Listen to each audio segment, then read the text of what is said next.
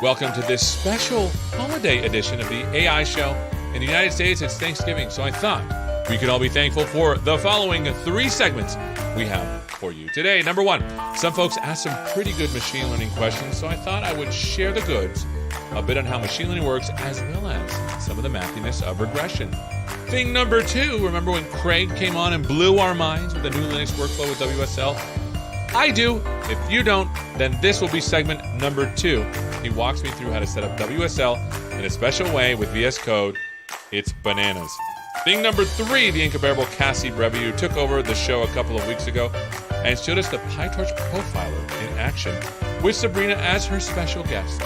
3 amazing segments, 3 cool things to learn, 3 ways to spend an awesome Friday. Let's start with me waxing poetic on how machine learning works. From Milo, machine learning file output. Great question. So let's go over here and let's go to Reveal in File Explorer. You're probably wondering, well, what the heck does machine learning output? So let me just here. I'm gonna turn this because I'm gonna say this in like authoritative and put some inspiring music behind. Hold on. I gotta go full screen here.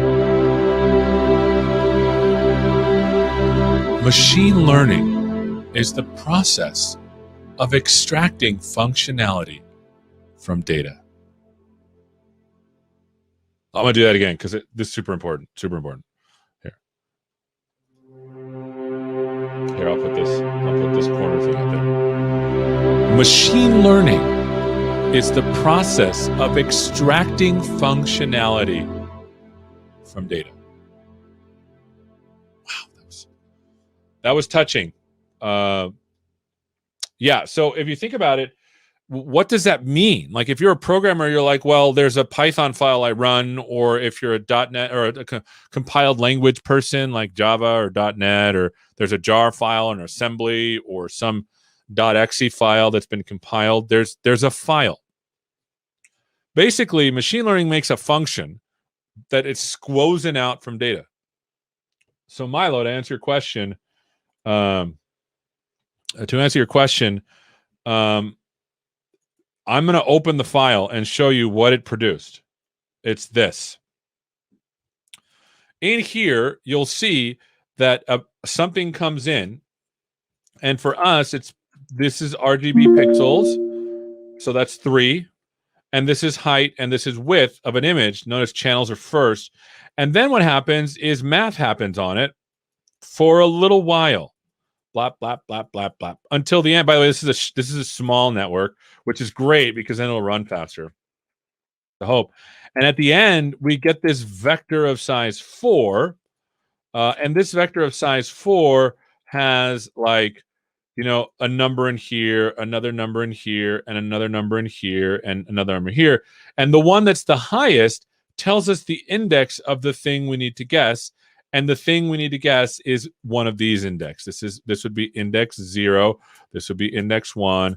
This would be This would be index 2, and this would be index 3, right? And so that's what really is going on.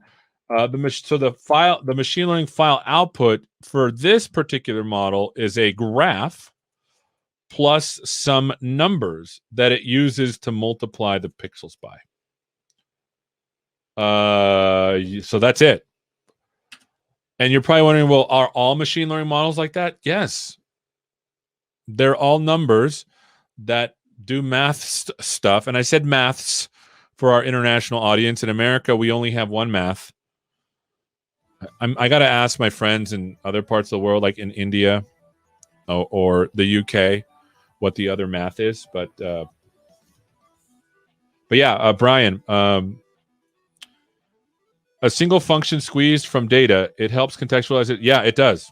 Because now as a developer, it's like, oh, this is like an assembly or a jar file that encapsulates functionality with its helpful files, right? That's all it is. And the thing is, and I'm going to go on, maybe I should let's go on our soapbox one more time.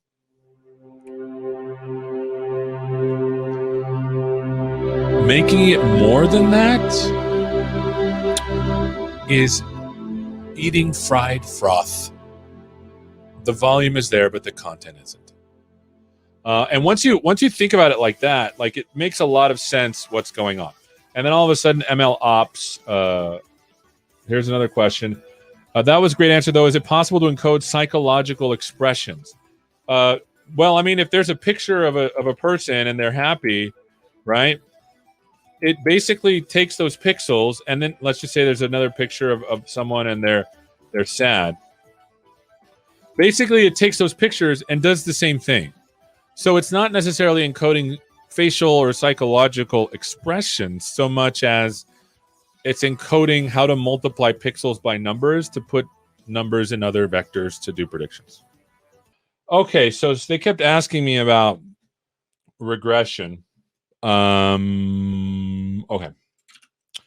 Let's see if I can elucidate here. So basically, imagine you have a series of points here that maybe look like a line that would go through here, right? The goal out of this is that if we get a new point green, like we get a new point X, we predict this point right here, right? So that's what the linear regression is. And the reality is that the distance between these lines here, right? This distance between every point is the thing we want to minimize, right? So this line, you've probably seen something like y equals mx plus b, right? Everyone, oh yeah, can I show my screen? Yes, sorry about that. I was supposed to be showing my screen. My bad. So let me go back to that. Thank you, Brian.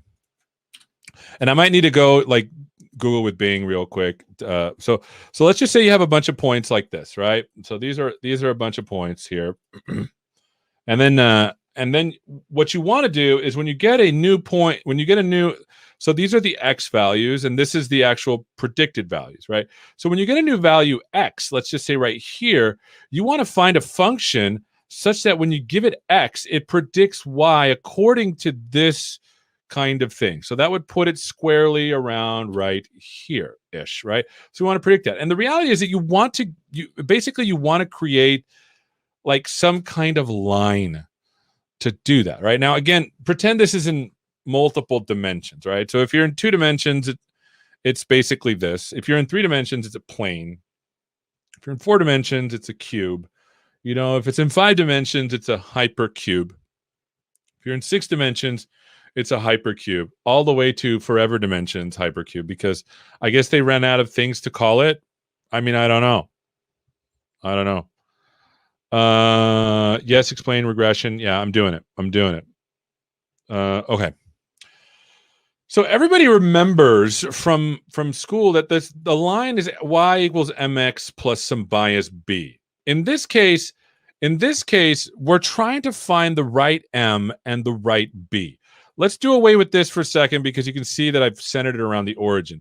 The b value makes it so that this line can like go up here, for example, because now that this is the y-intercept, right?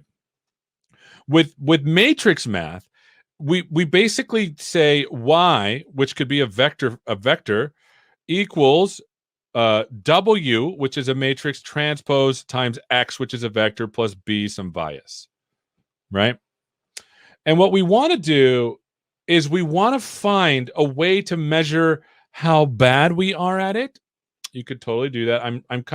I'm such a goober because I just remembered that I have like this entire space here that I can use this with. So let me turn this on here. Use my pencil again. All right, here we go. Okay, there it is.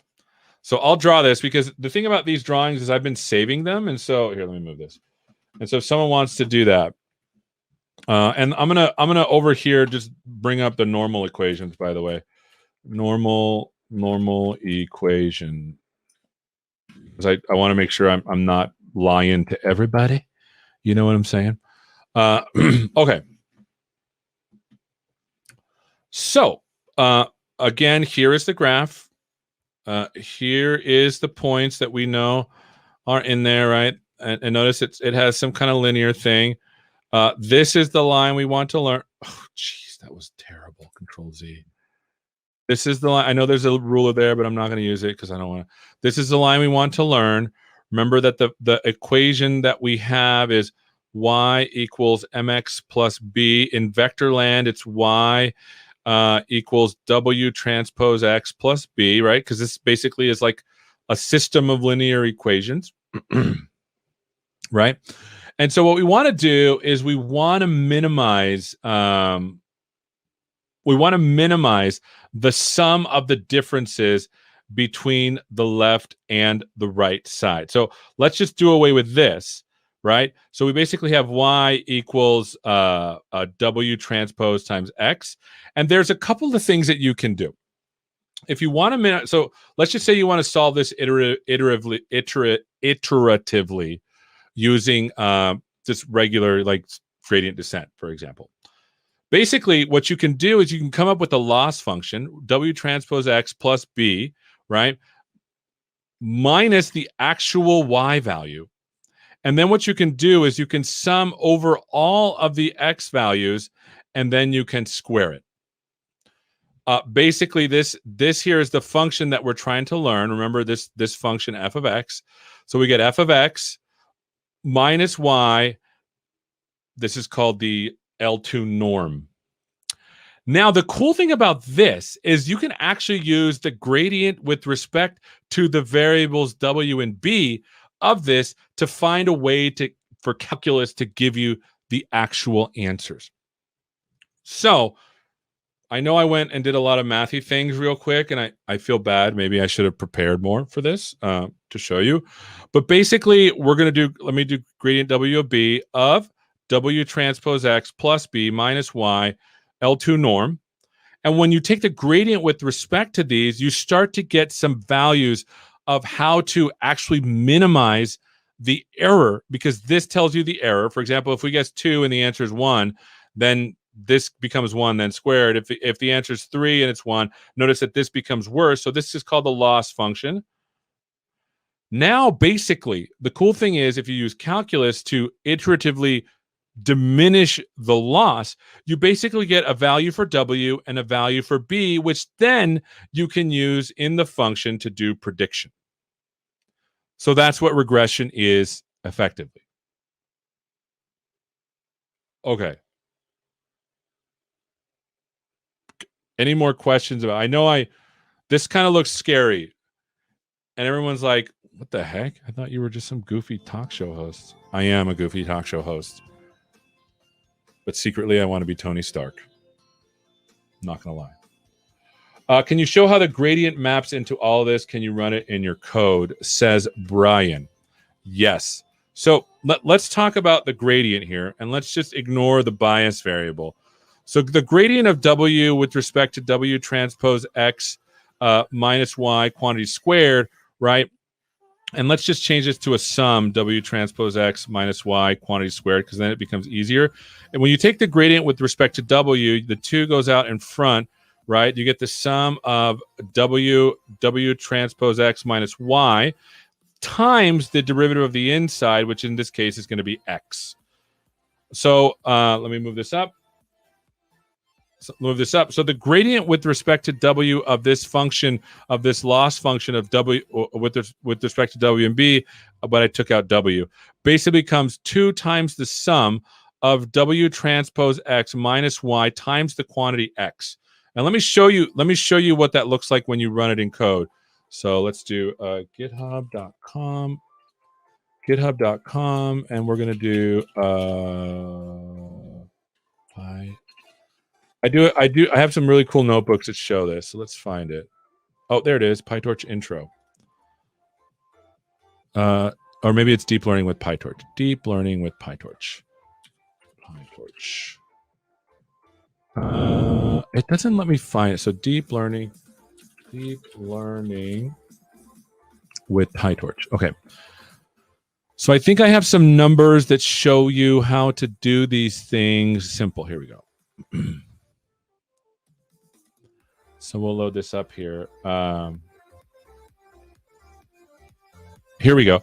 So notice this is one way of looking at it, but you can see right here that I'm doing a similar thing, but I'm doing it for classification. But notice that this is the loss function that I was talking. This is the model function. X transpose W transpose X plus B, W transpose X. I don't have a B because I don't have a bias in this case. Notice that's the model function. Notice the loss function is the square of H minus Y mean. Remember we had that in there before. And now notice that when we do the update, the gradient is 2 times X dot H minus Y over N. And then we update the W and we do this in a loop. And again, I wanted to show this in a non-deep learning. This is all just using straight NumPy. Let me make sure that my math was. I think my math is correct. So the gradient with respect to that is 2. It's actually 1/2. 1/2 sum, right? The derivative of the derivative of the outside. So you bring the 2 over. So that would be W transpose X minus Y times the derivative of the. Why is this? Oh yeah, no, this is right. This is right because this H represents this X transpose. So this is H minus Y. Exactly, perfect. And then over N, right? Because that you're doing the sum over N. That's what the 2 bars is L2 norm. And so notice that right here in this for loop, we're basically, when we get the gradient of this function, we're basically subtracting off the gradient with a learning rate. The W is a matrix, right? Because it's a multi-value. So yeah, so it's a system of linear equations that we're learning at the same time. So Brian, hopefully this answers your question. This is actual code that does the right thing in this particular case. And so it's the same thing that basic, by the way, this H, if you're wondering, is W transpose X and minus what, see that? And so that's exactly what we're doing. And so this case, it's using it for classification, but in the other case, you're doing it for regression, and that's how you do that. Okay, cool beans. That was a little extemporaneous multivariable differential calculus for the win. All right. By the way, if you want to go to this, it's super handy. Notice that it learns exactly what you would expect it to learn, which is cool. And this is my dumb 9 square problem to explain classification. Maybe we should go through this one day because this is super helpful to understand what is actually. And this is not using any deep learning framework. This is using just straight NumPy. Boop. Okay. Brian, did I answer your question? Any other questions about regression, by the way? Because dude was super excited for regression, or lady. I don't want to. Okay, now back to work. How'd I do? Is machine learning clear as mud? Next up, Craig shows me a better dev workflow with WSL and VS Code. Take a look. Craig, how you doing, buddy? Hello, how's it going? I'm doing well. How are you? Good. So we were on an email thread a while ago, and I was like, this stuff doesn't work for AI. And you're like, wait, no, Seth, when's the last time you looked at it? And then I was like, 18 months ago, which then you informed me that in computer dog years, that's like a decade ago, right? Yeah, exactly. And we're talking about the Windows subsystem for Linux. So I am a program manager working on the Windows subsystem for Linux at Microsoft. And yeah, it has changed a lot. We've done some really cool stuff behind the scenes, and I'm really excited to show you the kind of the new workflows that we've unlocked in the latest updates. Okay, so first of all, if you could give us a little splainer on what WSL is. I did a video on it many moons ago. It's absolutely amazing. Why don't you give us like the 10-minute spiel? Let me put your face on the whole way so everyone can see you. 10-second spiel. So 10 seconds. The Windows Subsystem for Linux, or WSL, allows you to run Linux command line tools, utilities, applications, and workflows all directly on your Windows machine. So you don't have to have a traditional VM setup where everything's totally separate. You can access your files across Windows, across Linux. You have full interrupt. You can even run PowerShell.exe straight from a bash shell, which is mind-blowing. And it's just a way to have it fully integrated environment. So if I'm a Linux user, I can access all my PowerPoint, Office tools, and Photoshop as like a front-end dev, perhaps. And if I'm a Windows user, I get the whole wide world of Linux to play with. I believe in audio terms, it's this. Yes, exactly. Like if WSL had its own like walkout music, it'd be. We should do that on every startup. You start up the terminal. Yeah, every time WSL starts up. Okay, so the reason why this is cool for me is because particularly in AI, the workloads tend to be mostly Linux. Like there's certain things that like the Cocoa tools. If you don't know what Cocoa is, the Cocoa data set is the one for object detection. Like that library doesn't even work. Did I say library? I'm so sorry. This is how, like I didn't know that I was going to embarrass myself in front of the PM. I'm embarrassed for you. Yeah, library. That library is built by Microsoft, and it doesn't really work on Linux. I'm sorry, on Windows. And I've always wanted to do this, but I started using WSL like many moons ago. I'm not trying to grab him there. That looks weird. Many moons ago. What's better about it now that I've totally missed the boat on, and you're going to show us? So if you've seen WSL way before, we actually had a translation layer, and it was a really cool implementation where everything ran on the Windows NT kernel at the end of the day. We've improved that by switching to a virtualization-based approach, and we actually use a real Linux kernel built by Microsoft and shipped via Microsoft Update. So if you hit like update and check for updates on Windows settings, you get a Linux kernel, which is awesome. And one of the cool things that we do with this is because we have virtualization, because we have real Linux running in the background, we can do like Docker containers. In Windows 11, we have access for GUI app support. We also have access to your GPU for AI and machine learning workflows. We have to hold on. I gotta. That was the thing that I struggle with, because when it comes to containerization on Windows, I could never access the GPU, which is super struggle bus for me when I was trying to do AI workloads. Could you talk about that a little bit more, and then get to the rest? Because I want to make sure we do a little stop on that one. Yeah. So basically what we did is it's actually a really cool change. We made a kernel change in the Linux kernel to add a device under /dev, and it's called the DXG device. And it is a device that basically forwards any GPU communications to your Windows GPU. So if you're used to using like a virtual machine, sometimes you have to directly assign a GPU to that. This is even cooler because you don't assign your GPU. It just works when you have the right drivers installed, which are like on Windows 11, they're automatic. And it also shares your main GPU on your machine. So I only have one GPU on my computer. I can use it both in Windows, like while I'm using Windows, and then be training on it simultaneously. What? He's all like, I only have one GPU. We all do. I mean, I feel like the ones that have more than one are, one day I'll have more than one. I'll live in a smaller house though, but that's how it works. That's really cool.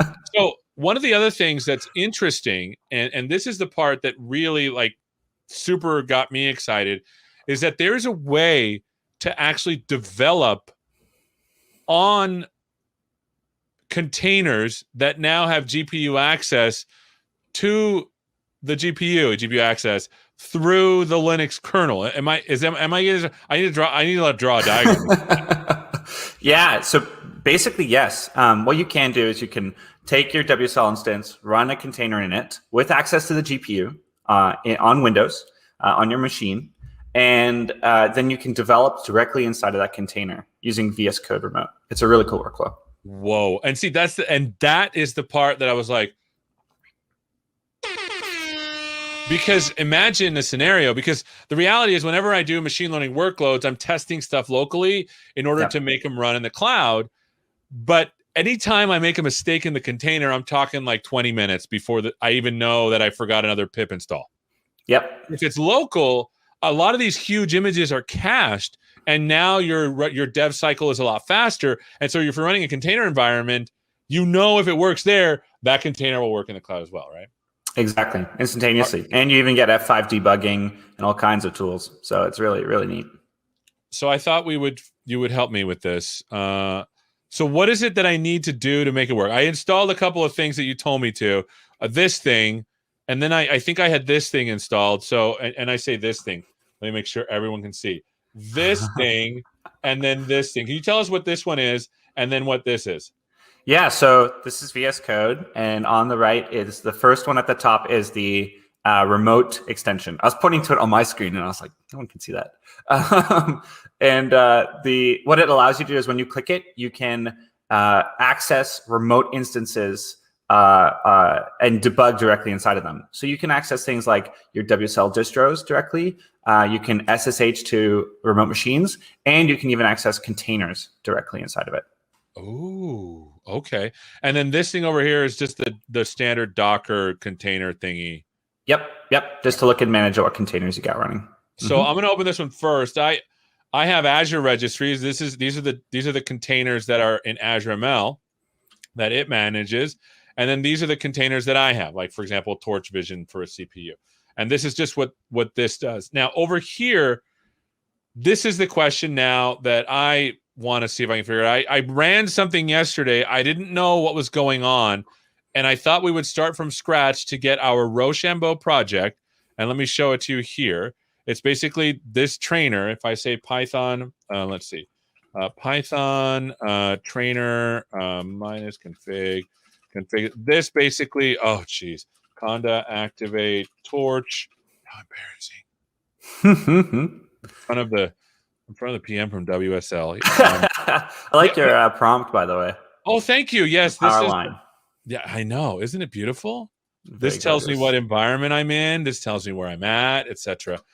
Do you know a guy by the name of Ben Hillis? I think he works on your team. Yes, I know Ben. I was his TA in college. Did you know that? Yeah, he told me that. That's so funny. It's weird. Like I was doing an interview with the WSL dudes originally, and he's like, "Hey, Seth," and I'm like, "Hey, how's it going?" And I'm really excited. He's like, "I was in your class," and I was like, "What?" Oh, Ben. Oh no, this is broken because I broke something. But let's break it inside of a container. How about that? I'm all for it. So let me go. Let me see. Maybe I can find the line where it's broken. Dang it. Because what happened is we broke it last time and I didn't do anything about it. And fit. Oh my gosh. Line 986. Oh geez. Oh geez. Oh, I know what it is. Something is not the right size here, I think. Let me see. But let's do this. Let's get the container to break. Let's get it to break in the container, because if we get to here, that means that it's running.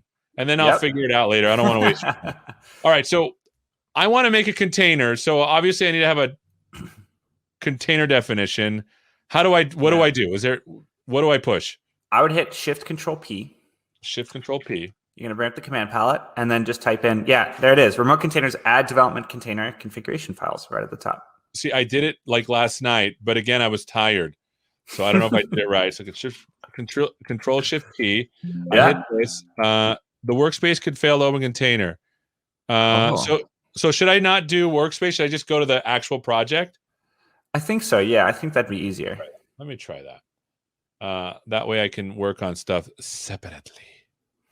All right. CD Rochambeau AI echo dot. Yeah, because it's going to make a .dev container definition. Okay. So what we're actually doing is basically making one folder, and it's helping you set up the files in it. So if you hit Shift Control P, bring that up again. Yep. Okay. And then there's a bunch of different definitions here. We can just choose any. I would just choose Ubuntu for now, and then we can go in and change it. What if I have my own like Docker? What if I can make my own Docker container? Like if I can do a Docker file, would that work? Yep. So it's just going to give you like a default Docker file, and then we can put in whatever we want after that. Okay, so should I just choose Focal? Actually, wait, let's go back and see if they have like choose your own. Perhaps they have that as one. I've always just used the sample. Show all definitions, perhaps? Show all definitions? Because I know they do some magic. Bazel Debian. Oh, Docker from Docker? Oh, no. Docker in Docker? Yeah, I would just choose Ubuntu, and then we can play with it. With what they have. Oh, there's so many. Yeah, there's a ton. Oh man, there's so many. This is cool.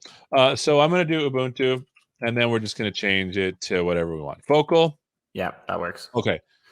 So it's created two files inside of a folder. Created .dev container, And then this is what VS Code looks at. So it looks at this dev container.json.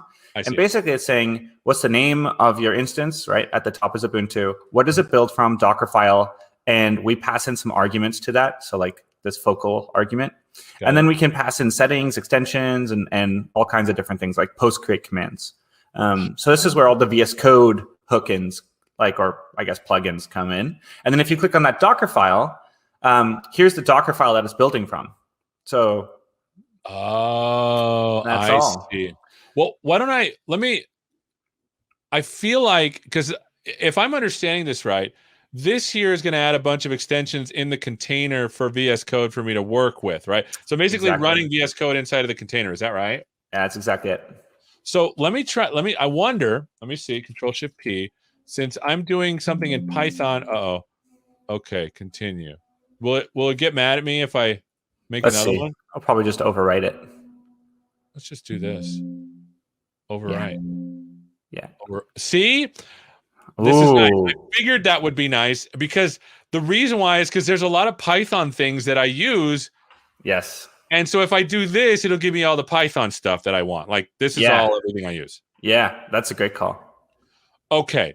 So there's the Docker file. Looks like it changed this. Yep. Here's a question. Because I know I have some dependencies that I need to install. Yep. And then I also know that I want to base it off of this image. Got it. So let me see. Let me try something. So let's see how good my Docker-ish isms is.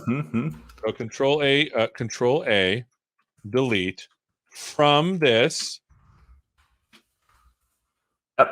That looks right. Okay. And then I'm probably going to need this conda dependencies file. Yep. So let me move that over here. And let me just change this to something smaller. So conda, yellow. And I'm going to take this stuff out because this is Azure ML stuff and I don't need it. Got it. I don't think. So there's that. Okay. So now I'm guessing it's just here. What do these args do? So the args, this is what it's passing into the Docker file. So if you go to the Docker file, you can see that we're passing in the args. We deleted it, but they would come in as like environment variables. Yeah, you can see variant there and node version. So we can basically delete those with impunity at this point if we're changing everything. We're doing our own thing. So I see. So there's the variant, and then okay. Yeah, that makes sense. So what I'll do is I'll go back here, Control A, Control Z, Control A, and then I'll say from this. Oh, I need to go back and copy it. So from this environment, this is the container I want. Yep. And again, I'm trusting you on because this is a GPU based container. You can trust me. I'm trusting you. We're going to do this. So because of this, I'm not going to need these args anymore, right? Yeah. So I'll take that out. I'm going to need to copy the conda.yaml over to, I don't know, just the current directory. Yep. And then run. Now, this is the part. Okay, this is the part I always get confused about. Okay, install conda. Install packages from conda file. Google this with Bing. Here we go. Look at that. We'll just use that. Easy. Stack Overflow coding. Huh? There we go. Blessed day. And then we'll do the base environment since it's in that way it'll just run. Yep. And then we're going to use conda. YAML. Oh, oops. Now, is it with an A or without an A? Without an A. At least your file is. I know, but what is the right way? Should we be putting A's in there? I don't know. That's a question for the broader community. Oh, thanks. So people are telling me on LinkedIn the screen is blurry. I'm so sorry. We're also on YouTube. I don't know why it's blurry there. I'll have to go check the settings. But we're on YouTube, and if you go to twitch.tv/Seth Juarez, you'll see it too. Sorry about that. I'll check that next time. Okay. So, anything else I need to do? Like, is there any magic sauce of things that need to happen? There's one more magic piece. Okay. When you're creating a container, you pass in an argument to say that I want to pass my GPU to this container. I want to access it. So in this case, we would basically make a new line in the dev container.json file. So like right here. Right here. Just make a new line. And then we're going to add like if you hit the quotes and then type in like run args, it should autocorrect. Or double quotes, sorry. And then type in run args, and I'll even tell you. There we go. And so now we're passing in basically like strings that we want as run arguments to our container. It's the exact same as if you typed in Docker run these arguments. Got it. That makes sense. So, and then we type in -- GPUs equal all. GPUs all. Equal all. And then there's an equal instead of a space. Yeah, exactly. Okay. That's it. And then now because we're going to be running this in Linux, right, from WSL, because that's where the Docker instances are, then it's going to pass in your Linux GPUs, right, which equals your Windows GPU. I see. So is there anything else I need to do, or is that literally it? That should literally be it. I think you're now all set up. So this will basically set up the environment for me in a container, run with a GPU, have VS Code all set up, happy for me with all of these things. So now what? So now what? Hit Shift Control P, and then it's open your command palette, and then do open in a container. So type like open, and then space remote. Remote. Open remote. Oh, what's the command? Let me look it up. Is it this thing over here? Oh yeah, we could click that as well. I usually open it straight from the command line. See, that's because, again, genius. So there's this. Is there? What am I? I got it. It's type in reopen in container. That's why. Reopen. And then space. Yeah, in container. So then there's an option rebuild and reopen in container. See it? Yes, here. 2 more down. 1, 2. This. Yeah. Remote containers, rebuild and reopen. Okay. So I will do that. Control Shift P. Reopen in containers. So we're gonna do rebuild. Is it rebuild without cache or reopen? I would do rebuild and reopen in container. This one. Yeah. Okay. Yep. That's one that I use. Things are happening. Here we go. Shut down the instance. VS Code is opening it up. I would hit show log. It's really cool. Okay. And this is where all the magic that VS Code is doing is happening. Is this opening in the container? Yep. It's built your container. It's opening it, and it's doing a really cool Docker run call, connecting all the pipes to VS Code, and then it gives you an error. Did I do something wrong? Unable to find user VS Code. No matching entries and passwords. I have an idea. Yep. I'm guessing, and you tell me what you think. By the way, we went back to I said open. There is no user VS Code, right? Yeah, we can access that. And then we can use the root user instead. And that should be fine. By the way, this is cool. It's actually showing me, oops, Control Z, I messed up over here. It's actually showing me what happened. Cool. Yeah. So go over here and just comment this out. Yeah, I would just comment that out. Okay, cool. And then we can run as the root user. All right, Control Shift P, and then I'll do this again. Yep. So that's what's cool about it is like the container, let's say you had some other error, right? Of, some other Docker error or something was wrong. Anytime that happens, you can see exactly the error. You see the full logs from Docker, and it just makes it a lot faster. So you don't have to push to the cloud and then go, oh, oops. And the reason why this is going a little faster, my friends, is because I actually tried this in a different project and I kind of made it work. And so now I'm glad you're here to explain stuff to us. And so it already cached the big image. Yep. Oh my gosh, what's going on here? Maybe I'm doing something wrong. Okay. It looks like some Docker thing. But there you go. We're there. So now I'm in the container. Yep. And you know how you can tell really easily? How? Look at the bottom left of the screen. You see dev container Python 3. That's how you know. Oh my goodness. Yeah. And so if you click that, you can reopen locally. You can rebuild your container. Where does this name come from? I think that comes from the dev container file at the top. I can. Okay. Yeah. Okay. So I can be this can be like the Rochambeau AI, container. Yeah. Okay. Well, let's try it again. Control-Shift-P.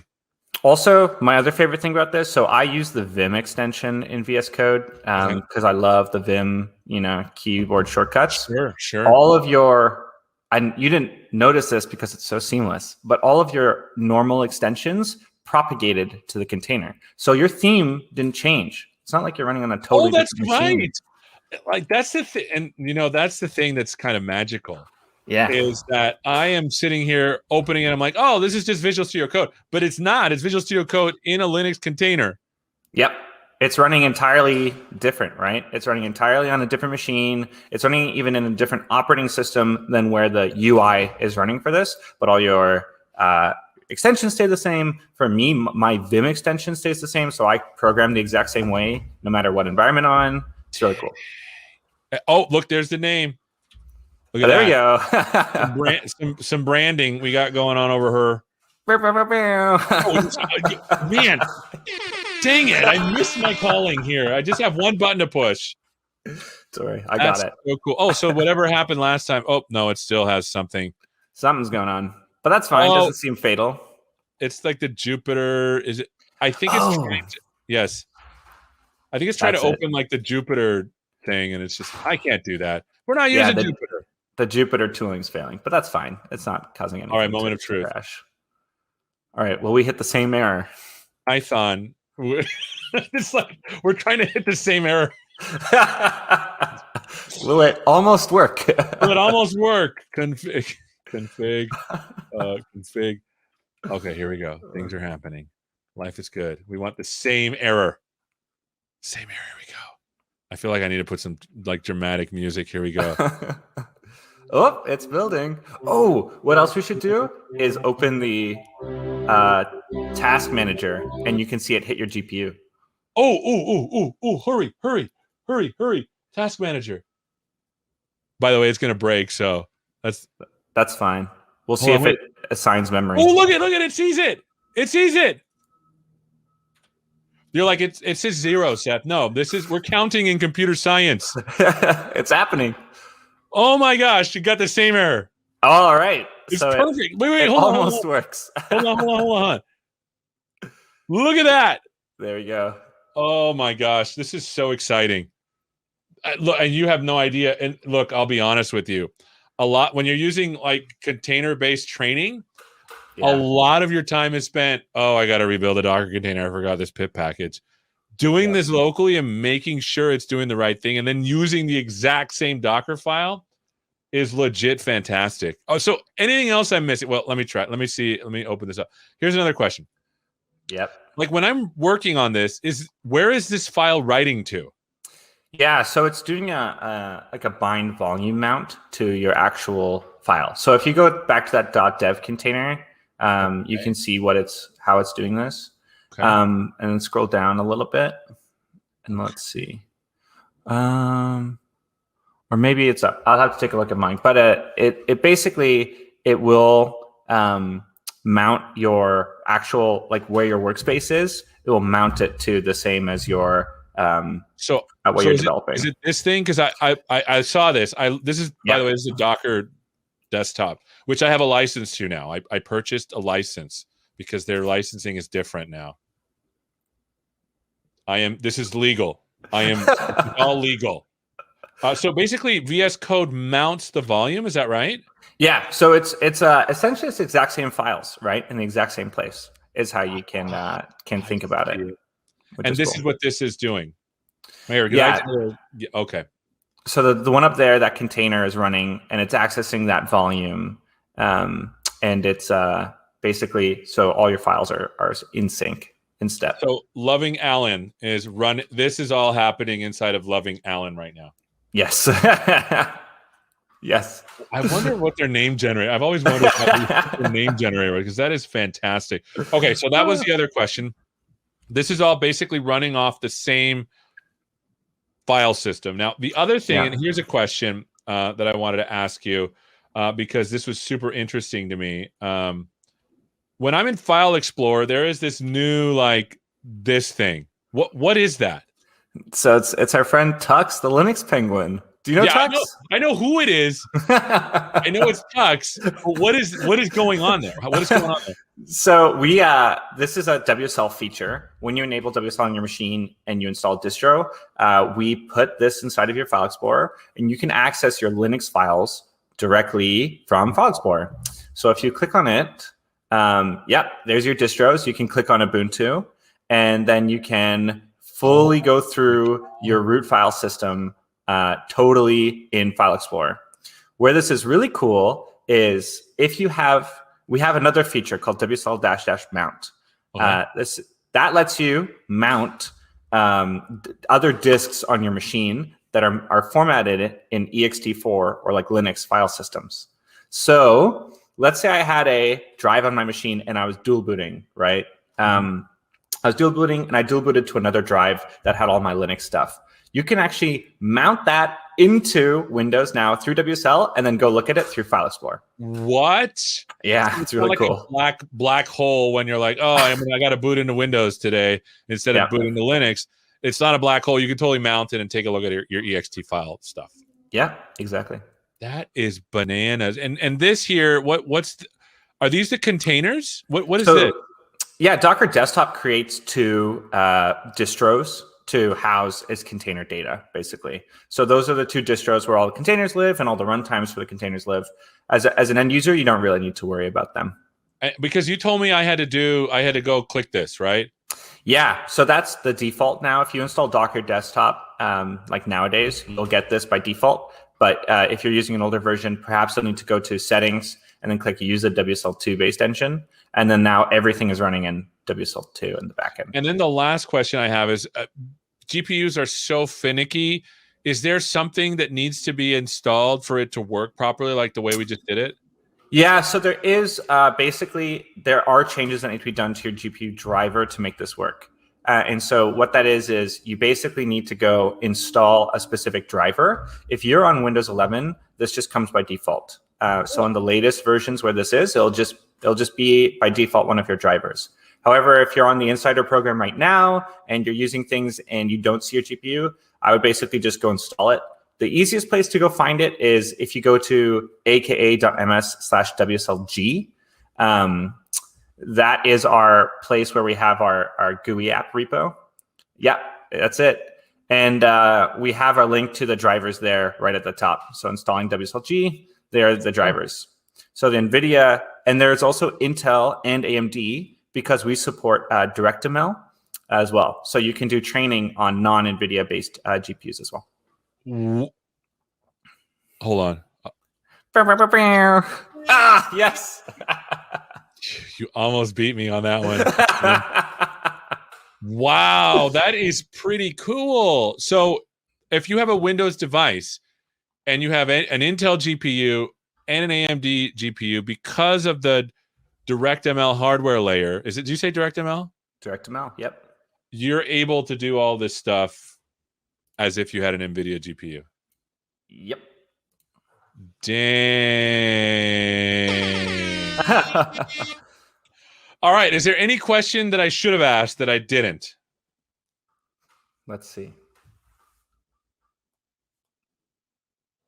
I mean, I feel like this was pretty cool. I mean, setting it up, I'm glad I recorded it so I can remember for the next one. Because having this is going to save me a lot of time.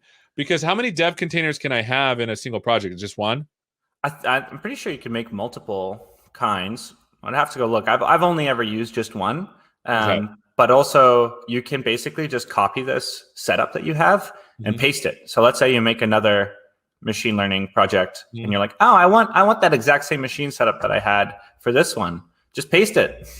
Then you have the exact same Docker file. Everything works. It's exactly the same setup. Will it cache this too? Yeah, so it basically builds a new container each time. So the layers of the container that you're using will be cached.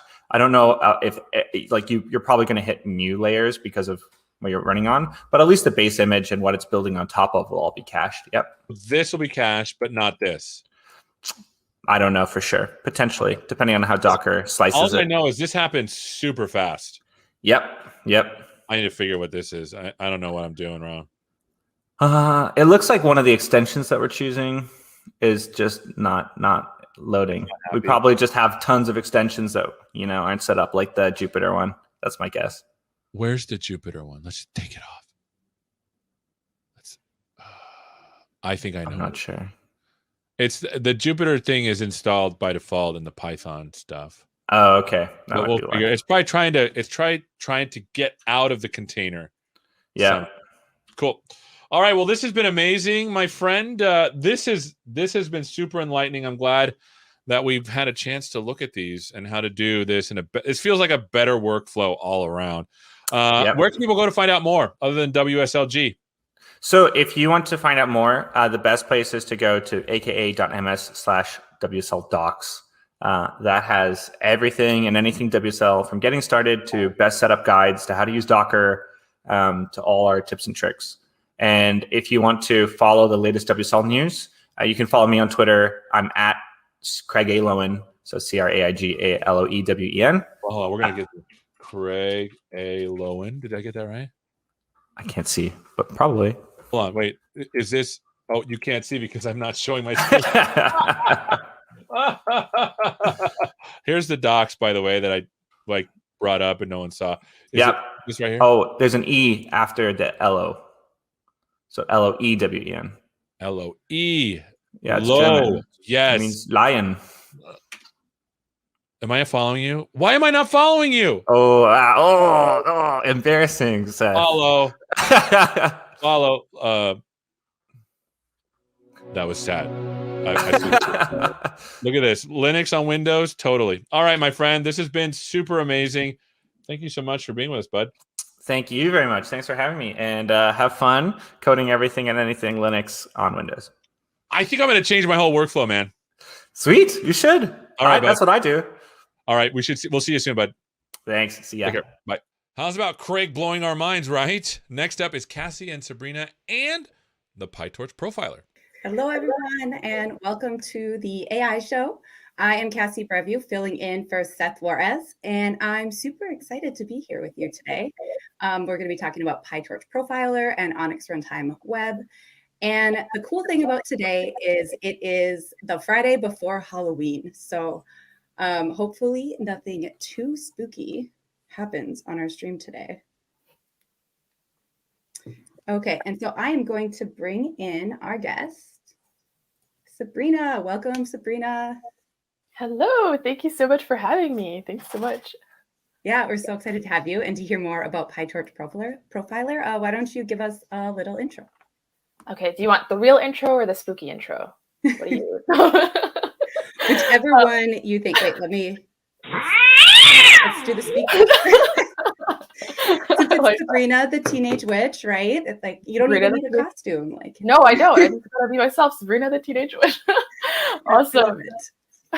Awesome. Yeah, thanks so much. My name is Sabrina Smai. I am a program manager in the AI frameworks team at Microsoft. And our team sort of primarily works on open source projects like PyTorch and Onyx Runtime. And my particular focus is on PyTorch Profiler and Onyx Runtime inferencing. So we actually partnered with Facebook on several of these projects. But I'd have to say I'm really excited to be a part of this show with you. And, I've seen the AI show many times, and it's like a huge honor to be a part of this, and especially with you, Cassie. So the honor is ours. We're so excited. And PyTorch Profiler is such a cool product. And there's been some really great new features and a lot of really good advances there. So I'm excited to hear about it.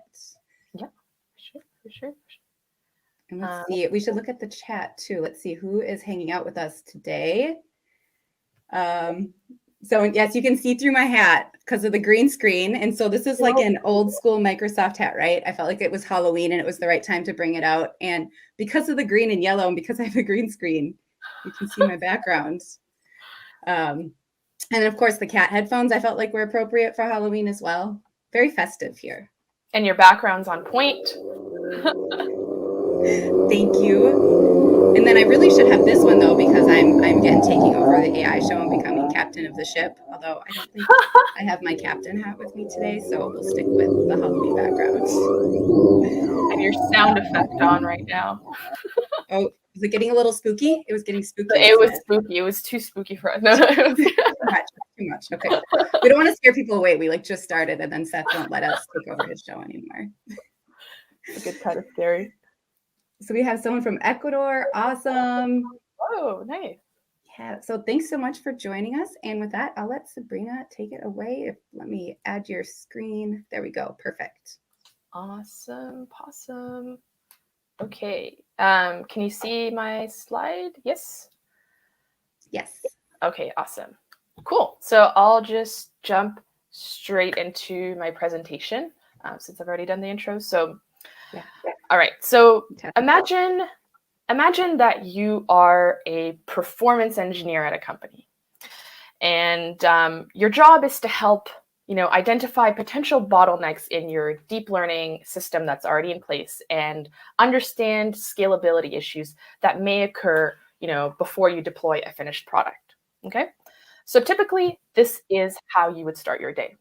You would begin by, running your deep learning model, capture traces along the way. And then in order for you to optimize your model, you would need to gather the profiling results, analyze them. But the problem is that traces can be gigabytes and gigabytes of data. Cassie, cue the effect. Wait, that was the wrong one. Sorry, I'm getting used to my soundboard. Which one was that one supposed to be? Was that drama? It was drama. Yeah, drama. It's a lot of data. Yeah, exactly. Terrifying. That is the problem. The problem is that traces could be gigabytes and gigabytes of data, and processing them manually can be very time-consuming and very annoying. So after you've identified the changes that you need to make to slightly optimize your model, you would need to rerun the model again, check the performance, and if the performance is great, then hooray, you're done for the day. Go grab yourself a celebratory.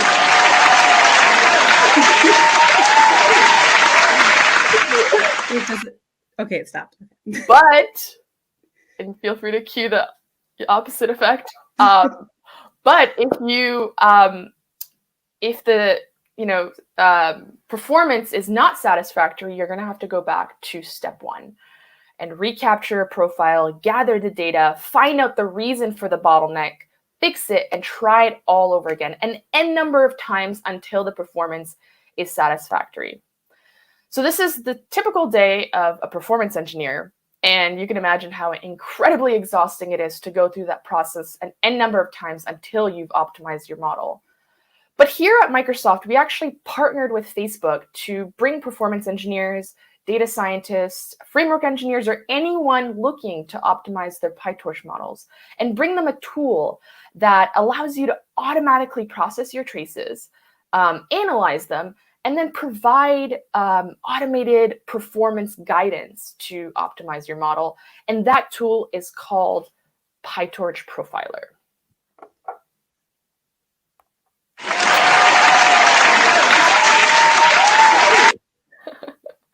Awesome. So I will go over the new PyTorch Profiler release, and I'll be talking about how to start leveraging this tool. I'll be covering some of the older features that we have from the previous release. So I'll be covering things like distributed training view from our previous release, memory view, GPU utilization, cloud storage support, and a really cool VS Code feature called Jump to Source Code, and then talk about some of the new features that we have in version 1.10 that just got released. So I'll actually go over each of these and quickly summarize them. So the first feature in version 1.9 is around distributed training. So this feature actually helps you understand how much time and memory is being consumed in your distributed training job. So you can imagine many issues really do happen when you take your training model, split the load into different worker nodes, try to run them in parallel so that you speed up your training. But sometimes what's happening in between that can be a black box. And your goal of applying this distributed training technique is to speed up your model training. So having a distributed training view like this will really help you diagnose and debug issues within individual nodes, which is really, really, really helpful. So the second feature in version 1.9 that we had released in our previous release is around memory view. So this view allows you to understand your memory usage better. And if you've run your Jupyter Notebook before and have done some pretty memory heavy things, I'm sure you've run into an issue or error like this before, out of memory error. And sometimes it's really frustrating. Sometimes it's really easy to pick up on why that error happened, but it's still a very pesky error to get that happens quite often. So this memory view actually shows you some active memory allocations at various points of your program run, which is really helpful. That's awesome. I remember dealing with a bug around memory usage, and it ended up to have to clear the memory because it was actually ended up being a memory leak on an older version of a deep learning framework. And it was the new version fixed it. But something like this probably could have helped find that issue, right? Exactly. Yeah, I think that's the most frustrating thing, is wasting so much time trying to figure it out. But if you don't have a memory view like this, you wouldn't be able to see all the active memory allocations at various points of your code to be able to find exactly what happens with that. Yeah, I wish I had that at that time. Now I do, right? Now I do. Yeah, exactly. Yeah, for PyTorch, yeah, this is a really useful tool. So the third feature in version 1.9 is around GPU utilization. And this is a tool that I personally find really, really helpful. And this helps make sure that your GPU is being fully utilized, okay? And so, oftentimes so your goal with GPU utilization is to get close to 100% utilization. And what that means is that you're using your hardware to its full extent and you are leaving no performance on the table. So your goal is to try to get as close to 100% as possible. And so having a GPU visualization like this really helps you figure out how to increase that percentage. I suppose you could save money with that as well, right? Because if you're paying for GPU, and GPU can be very expensive, the more you're using, the more efficient it's being, and that's saving you then money on your training, right? Exactly. Yeah. Sometimes, I've definitely had instances where we had so much hardware, and then they were all running at 20%, GPU utilization. That is a total waste, and you're leaving performance on the table, and yeah, it's a huge problem. That's why I think this is one of the most important features that could really, really help ensure that you're fully using your hardware. So, yeah. And then the fourth feature is around cloud storage support. So the TensorBoard plugin, which is a plugin that allows you to visualize some performance metrics, and that's where our PyTorch profiler actually lives, can now read profiling data from Azure Blob Storage, Amazon S3, GCP, Google Cloud Platform. So that's a small added feature that we have that can really help. So by profiler data, that's when it's collecting the data during training, and when it's putting that into, is it a JSON format, or what's the format that it collects in? And then that goes on cloud storage. Is that what you're saying you can do now? Yeah. So in terms of reading in some of the data, and then it saves it into a Chrome trace file that can be visualized on TensorBoard. So now you can, it can read data from, all pretty much most of the major cloud platforms now, as of the last release. So yeah. I love that. I thought you were gonna drop a beat after. It sounds like a beginning of like a. It does. If it wasn't for copyright, I don't have any uncopyrighted music. Otherwise, I would be so happy to drop a beat after that. With all of these sound effects, you could make your own songs easily. Well, you know what? I probably could use GarageBand because I've have a rig here where I'm actually using my phone to do this, and like GarageBand, you can like live mix. But I'm gonna practice before we try that. So. Oh my gosh, our next live, okay? Okay, deal. Done. Awesome. Okay, yeah. So the last feature on PyTorch Profiler version 1.9 is a pretty fun feature, actually. It's a feature that allows you to visualize stack tracing information on TensorBoard. And then when you click on a stack trace, it will jump directly into the source code where the bug is. So you can imagine how much this will help in terms of optimizing and quickly iterating through your code, based on your profiling results. So let me see if I have a video. There was a, sorry, I had a, I must, okay, yeah, let me just move this video up here. Oops. Cool. I lowered my gain on the horn, so someone said it was really loud. Sorry about that. So I have lowered the gain, and hopefully next time. Well, you were just making sure everyone's paying attention and awake, Exactly. Wake up, pay attention. And also, I should say this is like I just figured out this soundboard setup, so this is totally my first trial of it. So I thank you for letting me know. Good feedback. Hopefully it's better now. Awesome. Okay, cool. So the last feature in version 1.9 is jump to source code. So this is a feature, like I had mentioned. So this is TensorBoard. Wait, we're not seeing your screen. Are we supposed to see your screen right now? Yeah, you're supposed to see. Oop, did I lose the screen share? Yeah, I think you got to reshare. Okie dokie. And then Joe Silva was asking about ML.NET or Event TensorFlow. So this is specific to PyTorch. So it's going to work with PyTorch, and I don't think it would work with ML.NET. Definitely won't work with TensorFlow. Yeah, TensorFlow has their own profiling tool. Good question. Can you see my screen now? Should be TensorFlow. Let me grab that. There we go. Perfect. Yes, we can see it now. Perfect. Okay, cool. So the last feature on version 1.9 was around jump to source code. So this is a feature that allows you to visualize your stack tracing information. So this is TensorBoard, and all those blue links are a list of just stack tracing information. And so if I were to click on one of them,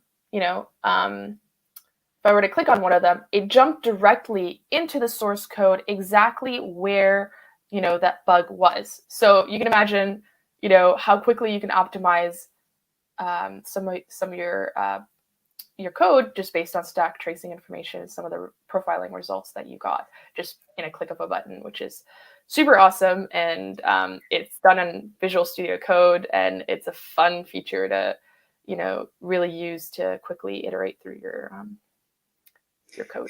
That's cool. So if I have my code in Visual Studio or in VS Code, and then I have PyTorch profiler running. So this is just a tab in that. And then I can click and it's like, hey, you have an issue right here, and it'll bring me directly to the issue. Yep. You would have to launch the TensorBoard to be able to see that, to see the screen. But yeah, if you were to, view some of the call frames, it would have a list of all your stack tracing information as shown here. You click on it and it literally splits the screen and jumps directly into your source code, which is that contributed to that bug, for instance. That's cool. That's a new feature, isn't it? Because I've used Profiler before, but I have not seen that. Yeah. So this was in our previous release. We just released a new release. We just had a new release about a week ago. So, but yeah, this is pretty recent. So cool. Yeah, super exciting. And it's fun to show in demos because it just looks so cool, just jumping to source code. So yeah, super useful debugging. So I feel like debugging machine learning models and then hardware machine learning can get really complicated really quick. And so saying, okay, I have a leak, but where is it? Like, how do I find it? And then that's where that's going to say, here, this is where you could optimize your code or do something a bit different. So exactly. Spot on. Yeah, exactly. So I'll actually also quickly summarize some of the features in version 1.10. So we recently released a few enhancements and a few new features. And the first one is around correlating operators in forward and backward paths. So this helps map operators that are found in the forward paths to the backward paths and vice versa. And they can actually be visualized in a trace view to have, details on 10 millisecond buckets and their states and elements and stuff like that. And then the second feature is around we enhanced our previous memory view that we already have. So this helps you understand your memory usage better, but we have additional statistics on seeing the trends of your usage and, selecting a span to be able to see some of those trends within your specified range that you've given the profiler. And then the third feature that we added in this current release is around enhancing our automated recommendation system. So this is really helpful for, getting performance recommendations to help optimize your model. So whether you're lost on how to get started on optimizing your model, or you just need a quick few actionable hints on how to really improve your GPU utilization or your memory consumption or time, or things are taking too long and you just want quick actionable steps, this automated recommendation system is a place to check out. Do you have some examples? Like, I know there was one around workers, like how many workers you had running, but is there, like, what are some of the other ones that it can do? So in this current release, we added a few specifically around, Tensor Core and Glue, some of the new added features that we've had. But it would some of them would talk about, if your batch size is a little low, and, I have a few examples in the demo that I'll be showing you in TensorBoard. And so some of them recommend like Tensor Core, and it recognizes that your GPU utilization is low, and then it would tell you, why don't you try increasing your batch size, or implementing Tensor Core, or Glue if it's distributed training, or things around your data size and stuff like that. So Awesome. And then the fourth feature is around distributed training. So along with your ability to diagnose distributed training on individual nodes, Glue is officially now supported, which is pretty great. And then also Tensor Core is also now supported. So this is some updates on the PyTorch profiler version 1.10. So Glue is for distributed training, you're saying? Yes. Okay. Which is now supported. Is that PyTorch specific? It can be, I think it could be, I know it's some of the common use cases are around PyTorch, but I'm not familiar about the other frameworks. But it's used in like the back end. But sweet. Yes. Okay, cool. So now to, I guess, get started, it's pretty straightforward with, getting started with PyTorch Profiler and starting to instrument your code to be able to use PyTorch Profiler. Previously, if you've used the PyTorch Profiler before, a while back, the profiler was only able to display performance information by printing a console like this that you see here on the screen. And that's after you've imported, the profiler and set the console manager and turned on and off the profiling features that you want. But now, a feature that Facebook and Microsoft collaborated on is we work together on getting, having the ability to export this old console dash to TensorBoard, which is a visualization tool similar to this over here. So by adding a trace, on trace handler, the profile will start collecting all the inputs and then the traces will be saved in a Chrome trace file that can then be visualized in a TensorBoard, similar to what you see here. So the first thing you'll need to do is import Torch Profiler in your code, then set up the context manager. And this is the piece where you'll be turning on and off the features that, I had talked about, previously, like memory view or distributed training or, GPU profiling and things like that. We actually also do have a bunch of other advanced features that you can use with Profiler. So, you can specify in your context when to trigger, like, which iteration of the training or inferencing that you want to record, how many steps, information around CPU, GPU, you can specify a callback handler for results to do whatever you want. You can also get some extra metadata to enable, recording of shapes and stacks and things like that. So there's many advanced features that, we can actually, look at. So you configure that based on your particular training scenario, what would be best for what you're using and what you're building. And then the code on the right is how it's implemented then, right? That's how you're wrapping it. Okay. Yeah, essentially. Yeah. It's just 3, pretty simple steps, like obviously doing the pip install of Torch TB profiler, and then you can, import the Torch profiler, and then having an on trace handler. I don't know why that's a difficult thing for me to say. And so that's where, you have your context manager, and that's where you can specify, if you want to turn on memory view, you can essentially do profiler memory equals true, and then do that the same. I mean, there's documentation on how to turn those on, but it's just setting an argument to true, and you're essentially turn on the ability to use those features. Cool. Yep. Thank you. Any other questions that anyone has as we're going through some of these things? Configuration questions. I think so. Jose asked, but can we use it with Torch Sharp or even Torch.net? So Torch Sharp is brand new, and I don't even know if it's in its prod release yet.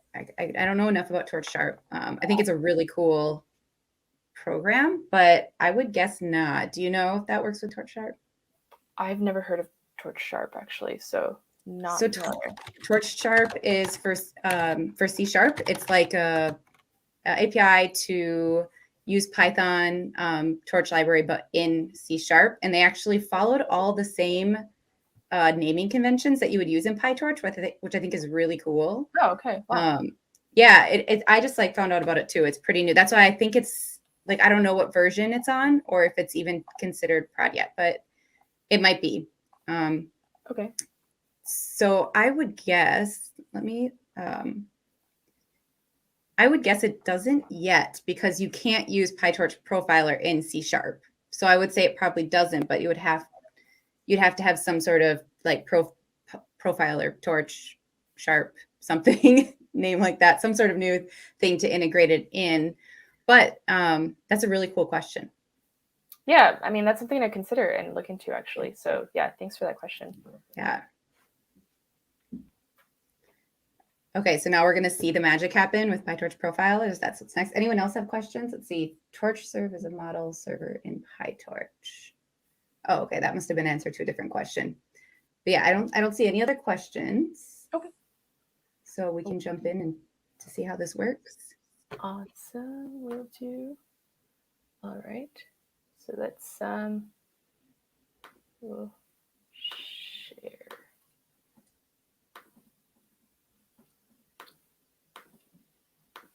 See, this is where, should I put Seth's music back on now while we find our, or maybe I should see what some of these do. Okay, air horn was, I think, a little much is what we decided. I like this one. I haven't had a chance to use this yet. I like it. Oh. Did it come through? Yes. I just realized when you put the sound effect, we can't hear when you're talking over it. Oh, that's right. Yeah, I'll have to figure out why that is. So if I play sounds, it overtakes my audio. Yep. Oh, you know what? I think I know how to fix that. I'll play with it later though. All right, let's see PyTorch work. Are we ready? Oh, you have your screen. Okay, let's grab that. Perfect. Oh, there we go.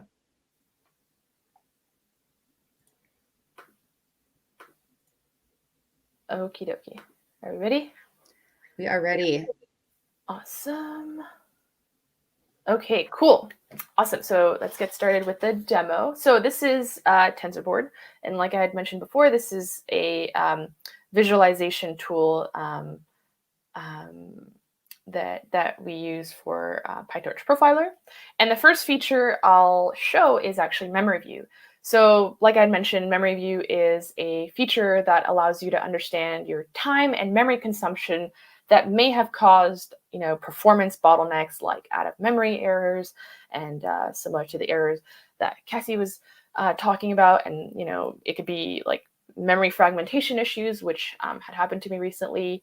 And so this memory view really allows you to see, operators exactly by the name that are actually contributing to high consumption of memory and time.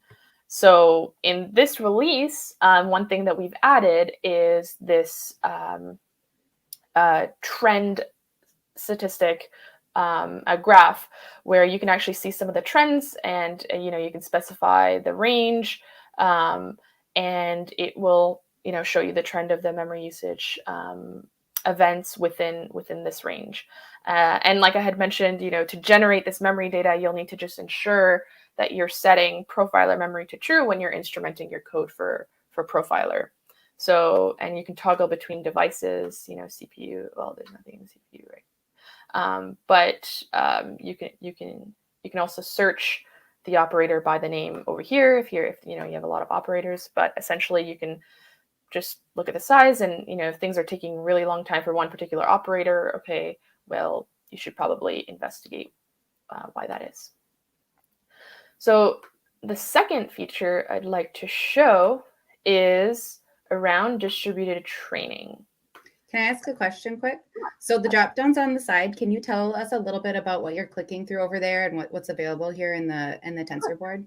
Yeah, absolutely. So so these are just the runs that I've done, right? So I'll have these are when you upload a stack tracing file, it would get uploaded into here. So I had in one file, I had a bunch of stack tracing files that I just uploaded there. So they all show up here. And within those stack tracing files, there's a bunch of different views that were generated based on the context manager. When you have a context manager and turn on and off those things based on your input data, it would generate that stack tracing stack tracing file, and then you can be able to see these features. So in this particular stack tracing file for data one, demo data one, there were a bunch of features that I had enabled, and one of them was around distributed training. So that's the one that I'm going to be selecting. And then if you have workers, then it would show up here, but for this one, it does not. So yeah, good question there. And then those get uploaded, so you can manually upload them, or do they get uploaded during training, or how, or is that kind of a configurable feature for what are you like, uploading into TensorBoard, or? So you said like when we have the different traces, you said you had a bunch of different ones you uploaded. So when I used it, I remember I basically set a point where I wanted it to go in my training, and then when my training completed, it automatically pushed it to that location. So yeah, I mean, there's many different ways. I just did it okay. manual way because I'm not. No, that's cool, because then like you can take those files and save them like for later too. Like maybe you're running it on your desktop and you actually are like, no, I want to put those in cloud so they're accessible. And yes, yeah, exactly. That's cool. Yeah. Okay, cool. Yeah. So the next feature that I'll be showing is around distributed training. And let's just say perhaps speeding your model training is your goal, so you conduct distributed training. So, but debugging can be very complex and hard to diagnose without a distributed training view like this. So you can actually observe issues within individual nodes. So each of these views give you a different, different types of information that can help you, diagnose the reason for some of your bottlenecks. So this is some of the information around your GPU hardware during the run, and it would tell you, each node that's running. There's only one right here, and the hardware type and some information around the hardware. But down here, we actually also have additional statistics and information that can really help diagnose your distributed training. So, for example, let's just say if we were to take a look at this communication and computation overview, this is the time spent on either computation or communication. Those are those spooky vibes. It's Halloween. Exactly. Right? Like it's a tongue twister. So I love that. That was the perfect sound for this. So for example, let's just say we're taking a look at this overview. And so if we were to look at two of these workers, if you notice that the overlapping time, which is the red here, the overlapping time is significantly larger than another. This, to me, can suggest, okay, there might be an issue in either the workload not being balanced between nodes, or a worker is being a straggler, which can be an issue, and that needs to be investigated. So this is just how I would interpret, this overview and how that can help me to identify, okay, well, maybe there's a straggler, maybe there's not a balanced workload in all these, in each of these nodes. So that's just one example. And actually down here, there is a communication operation statistical graph here. And this table view allows you to see some, detailed statistics on, communication operations in each node, and you can, toggle between each of these. And, you can see, what operator type is being called, like, how many times is it being called? What's the size of the data that's being transferred by each of these operators, which is really, really helpful to see, okay, well, there might be one that's transferring a lot more data than the other that can be contributing to a straggler issue or something like that.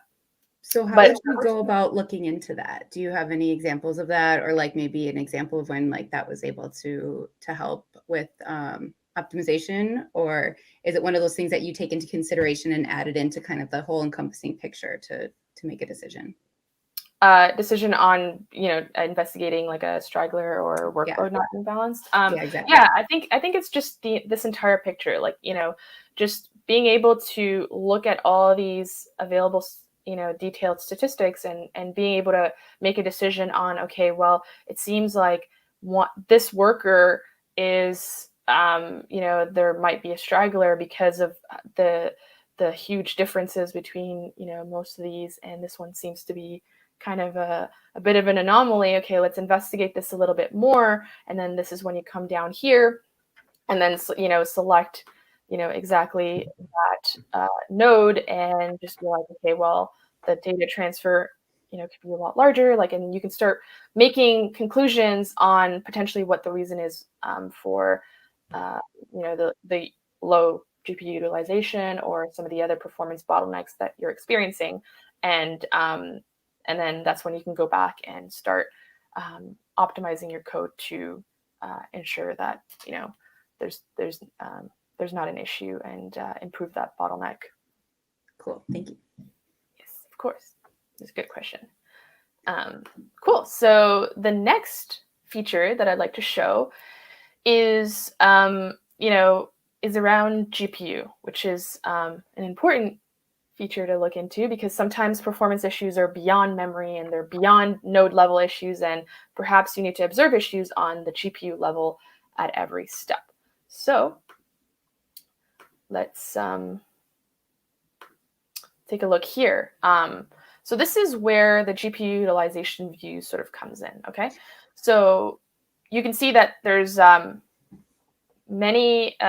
one worker, you can tell the device type, there's some GPU summary, and for a GPU, these are the three sort of important metrics, GPU utilization, SM efficiency, and this estimated achieved occupancy. And GPU utilization is a metric around like the hardware performance. And if you want finer details, SM efficiency, if you want even more finer details than achieved occupancy, is the metric to look at. But I'll get into that a little bit later. Okay, I was going to ask if you could tell me what SM efficiency is, but do you want to answer that now, or is that more important later when you're talking about it? Yeah, it's up to you. But yeah, so for GPU utilization, it's a little bit, it's hard for me to explain SM efficiency without really getting into like some really like okay, we can topic. But yeah, so it's we can get into it. But so there's, let's see, how do I put it in?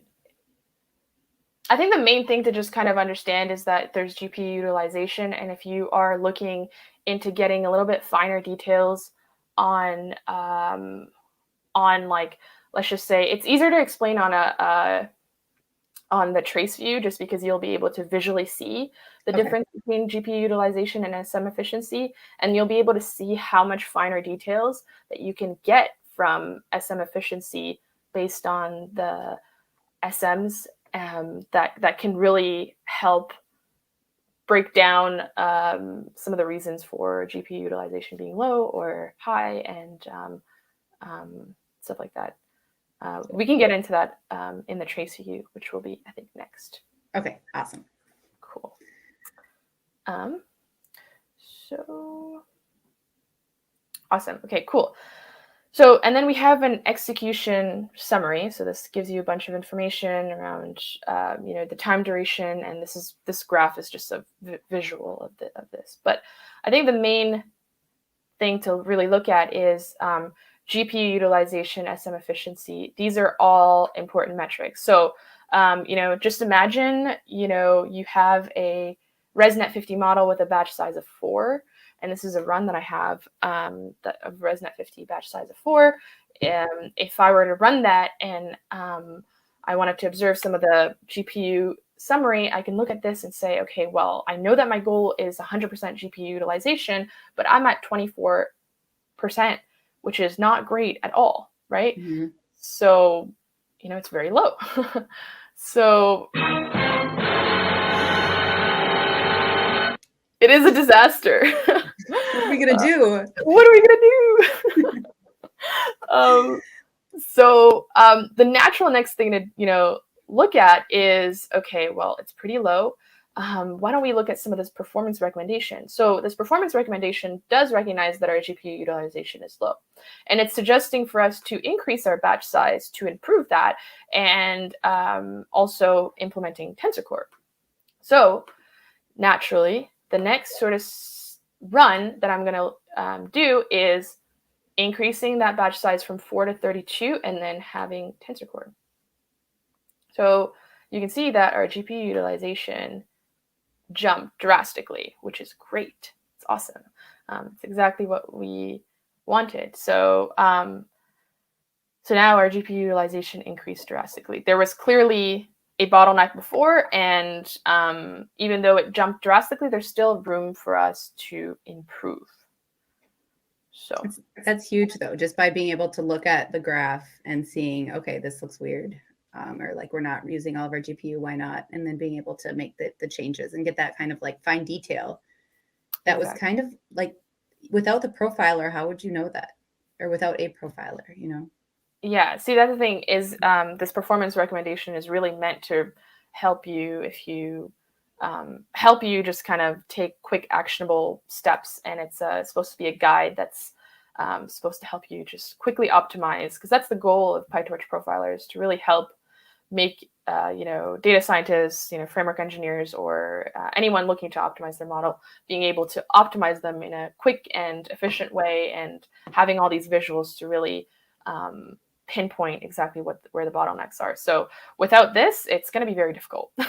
Yeah. Let's just say that. So yeah. Awesome. Yeah, and there's some profilers out there that do this, but sometimes the problem is that they give you so much low-level data that you're looking at it, and you don't know what to do with it. You can't really make sense of a lot of the metrics and some of the information that's being provided to you in the visuals. So having a performance recommendation system down here that's just straightforward, that just tells you like, hey, just increase your batch size. It will improve your GPU utilization, and then you do it, and your performance improves. That's pretty awesome, actually. So super powerful. Mm-hmm. All right. So do you have low battery? Is that are you plugged into power? Or is that what is that? Okay, yeah, okay. I think that might be me. Okay, yeah, good call. Thanks so much for seeing that. I was like, I don't want to lose you. That would be awful. See, that's the spooky stuff coming back, right? Yeah. Okay, I like this one too, but I think this one's too scary. Right? It's perfect for Halloween, actually. It is. And perfect for, oh no, I'm doing a live stream and my battery is gonna run out. Oh no, I'm dying. That might be the appropriate sound effect for that. Dying. For real. Terrifying. Okay, are we good? Thanks for saving my life. Really appreciate it. No worries. An applause. Oh wait, I got to go back to the other one. See, I got to get better at these right now. I have like multiple. There we go.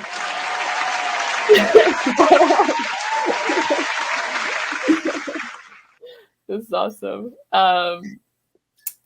Cool. Awesome. Right. Okay. Yeah.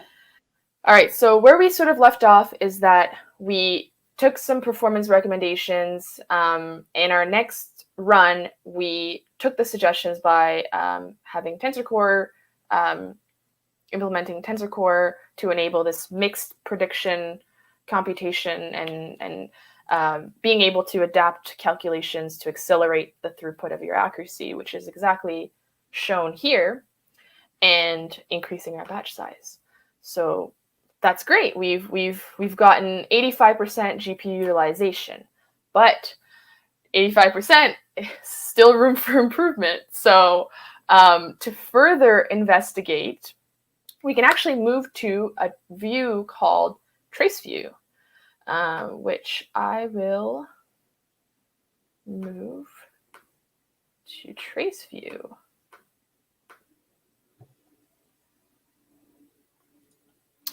So Trace View is, oops, let me just turn this off. So Trace View is essentially where you get detailed views of elements in your trace and the states that they're in, and events in 10 millisecond buckets, both on the CPU and GPU side, as shown over here. And so we actually, above here, you can see that we recorded a bunch of profiler steps that correspond to our training in iterations that we have in this case. So when we look at this trace, you can see that we have these profiler steps, 15, 16, 17 over here. And if you were to zoom in, you'll be able to see some of the, you can see some of the operators under these profiler steps. And so you can see, what are the operators that are under each of these profiler steps. But sometimes it can be really hard to map them to your code. So by implementing a record function, which is adding a record function to your code, will actually make your traces easier to understand. This is part of the reason why you're able to see these operators under these profiler steps. So the first thing you typically do, when you're trying to optimize GPU utilization by looking at this trace view, is you take a look at the GPU utilization. So if we were to look over here, we can say, okay, look, yeah, you know what? GPU's not bad here, but oh my gosh, there's like an unusually like large dip And that obviously is a problem, right? So you can observe a specific area in your program where your GPU is low. High GPU utilization means that your hardware is being used to its full extent, and you're not leaving any performance on the table. There's not much room for improvement. But if the GPU utilization is low, that is opportunity to increase it. So with this, we can actually investigate this unusual dip by zooming in and exploring this region over here with low GPU utilization. So if we were to click over here, we can actually see that our GPU utilization is literally 0%. And then beside here, where we click, it's around 66.7, which is super low. But what exactly is happening here? So to get finer details, we can actually look into the SM efficiency. So if we were to zoom in a little bit. Could you zoom your browser a little bit too? Sure. Would that still display fine? I think so. Is that better? Yeah, I think that's better. Thank you. Cool. Yeah, sounds good. Okay, so let's see here. So so if we were to investigate a little further, we can actually use the SM efficiency, which is up here, the pink section over here, and we can observe this unusual dip and figure out the reason for all of this. So you can see that in this area, if we were to zoom in a little bit more, we have low GPU utilization, and in some of the areas that there's low GPU utilization, the SM efficiency has a lot of these micro gaps in between. It's not the same. It's not as similar as the way and how solid it is, in the GPU utilization. There's a lot of these micro gaps. It's pretty sparse, and if I were to look at this, I can possibly think that, or make a conclusion that, or an observation, and say, okay, well, possibly your PyTorch code could be looping over some vector or some data structure that you should be doing on a GPU instead. So by zooming in to, let's see, if we were to go back to this section over here to, step 16, because this is where the GPU and SM efficiency is. If we were to zoom into some of the operators in step 16, oops. Oh yeah, we can actually see it right here. You can actually see that the data loader is, the data loader is doing a bunch of iterations at the beginning of the epoch. So if we zoom out a little bit. So there's a bunch of iterations that the data loader is doing in the beginning of the epoch on the input data, and that is causing this GPU utilization to be low. So, and it's causing the GPU to idle. So if we were to look at, okay, so you saw step 16 and how there's low GPU utilization, we can take a look at some other PyTorch steps where these profiler steps where the GPU is fine, right? You can see that the GPU utilization is fine. Yep. If we were to zoom in a little bit, you can see that it looks pretty good from 17, 18, and 19 profiler step. And they all look good, but there might be an instance where, for example, like in this area here where GPU utilization is really high and SM efficiency is really low. There's a few instances like that. And that can tell me a different story based on this trace view if we were to zoom in a little bit.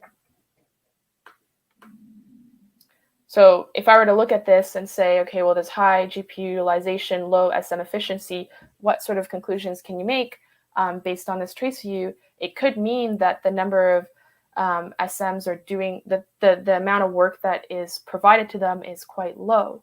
And to kind of confirm that, we can actually go down to this stream 7. And what stream 7 is where all the GPU activity actually happens. So we can zoom into like this area here where the GPUs. So you're just clicking and dragging to scroll in there? Yeah, so there's this area here, so you can actually drag using this Nice. tool, and you can just zoom in using this. So if you were to zoom in a little bit, and let's just click on one of these streams and go down, you can actually see, okay, the area where the GPU utilization was pretty decent and SM was pretty low. If we were to click on one of these streams, you can actually see that the data that's being worked on is quite low, and the achieved occupancy is also quite low too. So based on this information, you can see part of the reason why the GPU utilization is low in that particular area. But that still doesn't give you enough information to really conclude exactly why that is and why is that happening. So one thing that you could do, the next sort of natural next step, is to enable this new feature that we looked into, that we released in this new feature that we released in this new Version? release. Yeah, this new version. Thank you. And we can actually, let's just say we want to zoom in, and there's one operator that we were interested in looking into. You can see by implementing this async GPU, it actually can map back to the CPU to see exactly which Python functions are being called and exactly which operators are being called in this particular area that this GPU utilization is really low. So we can now use those Python functions that are called in the areas where the GPU utilization is low and figure out exactly how to improve it, whether it's to do it to have it on a GPU, on a CPU instead, or a fused kernel, or any other technique that can help improve that on the CPU with these Python functions or PyTorch operators. Yeah, and I think the last thing I'd like to show is that there's another feature that we added as well around backward and forward pass. So let's just say,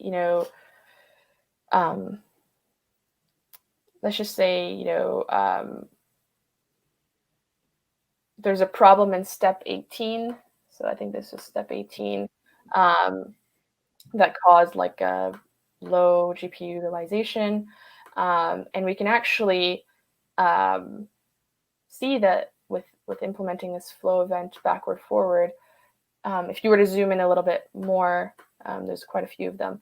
But if there's a particular problem with one particular area, you can see that the problem's on the forward pass, which is the left side here, and it's actually replicated on the backward pass too. So you can use this information and really be able to take that, track it back to the CPU, and investigate exactly, how to optimize that in your code. So there's just a lot of, can be a very complicated, it can be really complicated, but there's steps to kind of take to make sense of some of the bottlenecks that you can have and really, really dive a lot deeper into this. And this is part of the reason why this is the first time really doing a demo on Traceview on a deeper level. It is a little bit complicated, but if you spend the time to really understand some of the features that are available around Traceview, you can really, really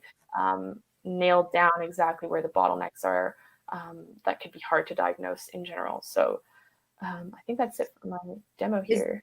Is there documentation to help with that part for the PyTorch profiler, or is there resources that you would recommend for people to kind of use to better understand some of the information that they're able to get? Mm-hmm. Yeah, so in my slides actually, and I had a few extra slides, but we are at the hour mark. But You can go over if you want. It's totally fine. I think we can. Okay, maybe I'll like snag like 5-10 minutes. Yeah, absolutely. Go for it. Okay, cool. But we do have references to answer your question. There's references Okay. at the end of my slides that we Fantastic. I got ahead of the game. Awesome. Yeah, you did.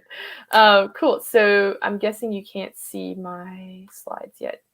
Does anyone have any questions on the demo there? Seeing some of the ways, the different parameters that you can get some of the diagnostic informations and how you can kind of zoom in and get more information. Any questions on that?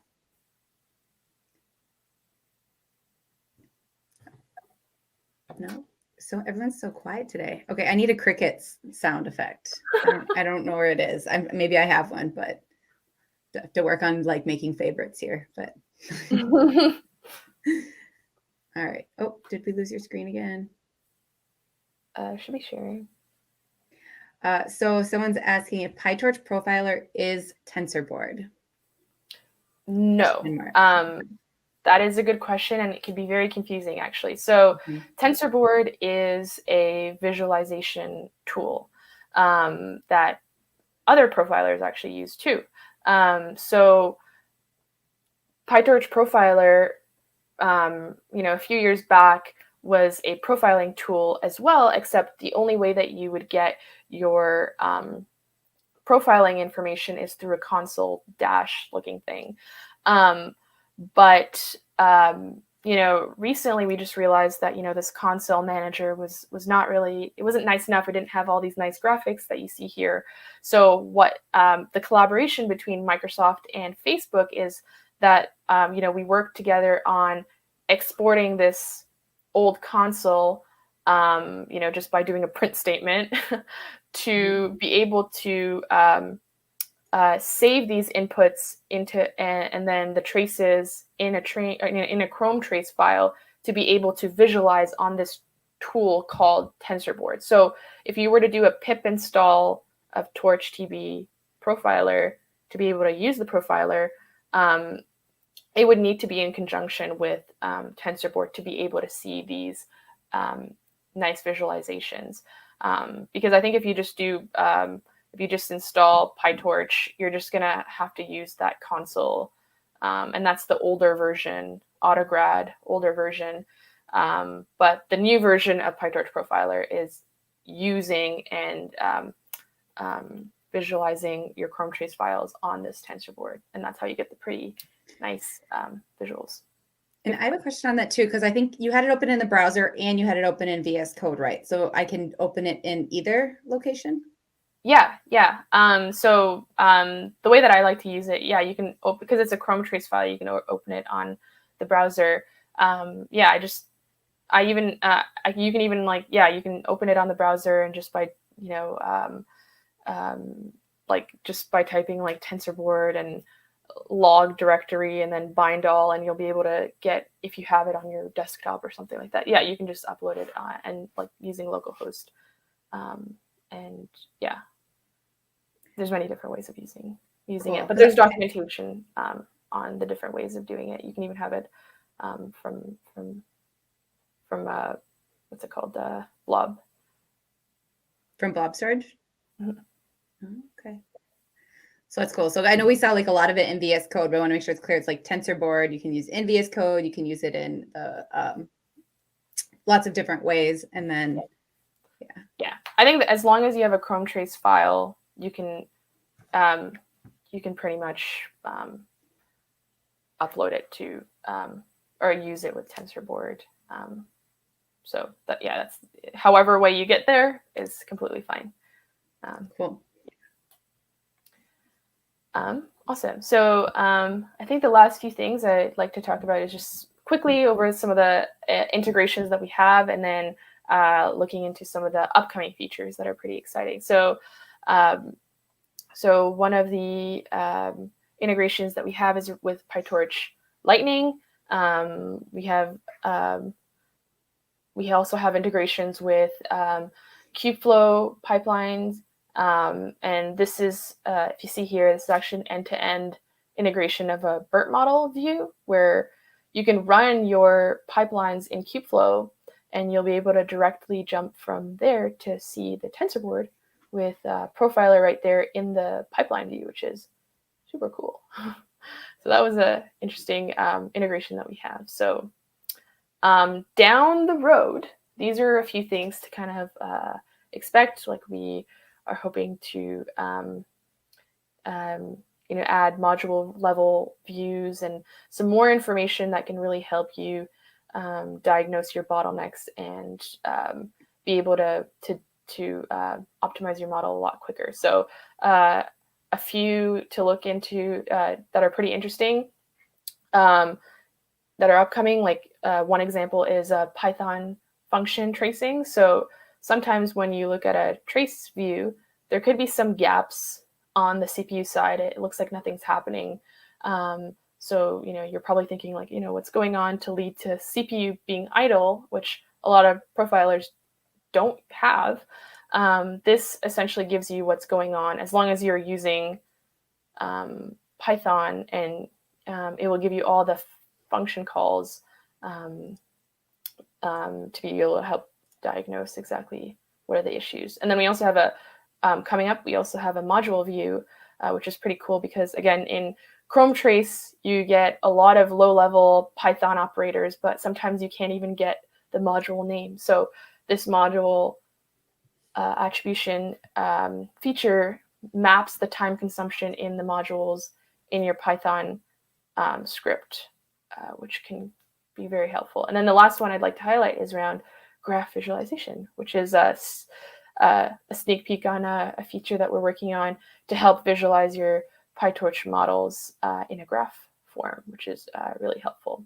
So I think to end off, these are a few references on how to get started, to see if there's certain scenarios that you have around PyTorch Profiler to see if it's a good fit. We have a bunch of talks that we've done on GTC, a bunch of profiler recipes, like quick getting started, some PyTorch Lightning samples and PyTorch Kubeflow samples as well. This is a few references. That's awesome. Is there any like GitHub links or get started links? Is that also in there as well that we could you send me those and I could paste them in the chat? Or actually, I think I might have your presentation too. Yes, absolutely. Actually, I just realized the GitHub link is not on here. So it should be GitHub Kineto. Let me see if I can find that one.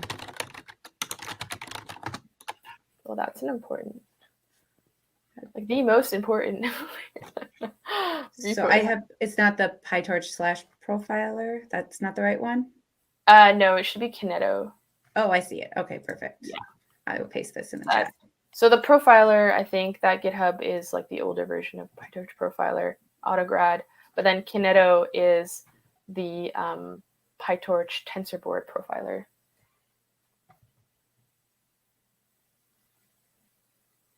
Okay. So that's why it has kind of the different name. Mm-hmm. Yes. So the new one is the one that you get the cool visuals and not printing a console. So I need to get a second two computers, and so like the one that I can chat on is over here. So I'm just going to be off screen here for a minute. Well, this was awesome. This was super helpful because I've used Profiler before, but I haven't used any of like the new features, and it looks like there's been a lot of enhancements, which is awesome, and a lot of cool ways to dig down into your deep learning model to kind of like understand how you can better utilize your hardware and make sure your trainings go faster, which saves us all time, right? Exactly, yeah. And then I think you showed some code earlier. It's like, isn't it like 3 lines of code to add it? Or like, it's not, because like one of the things when I see some of these tools, I think about, okay, that's really cool. How long is it going to take me to actually add it and use it in my project? And I think I saw that it was like just a few lines of code, right? You just like wrap your training. Yeah, it's essentially 3 steps, and obviously importing the package and then having that on trace handler, and then having that a context manager, which you wrap your code in, and that essentially allows you to just turn on and off things, and then have a a piece step. So in your actual training code, you'll need to just add a piece step where the loop happens, and essentially that's about it. And then you'll be able to use TensorBoard and profile and find some bottlenecks in your PyTorch model. So yeah. Okay, this was all awesome. Thank you so much for coming to this special holiday edition of the AI Show. Coming up next week, Azure Machine Learning Batch Endpoints with special guest Tracy Chen. Make sure you tune in. See y'all next time on the AI Show.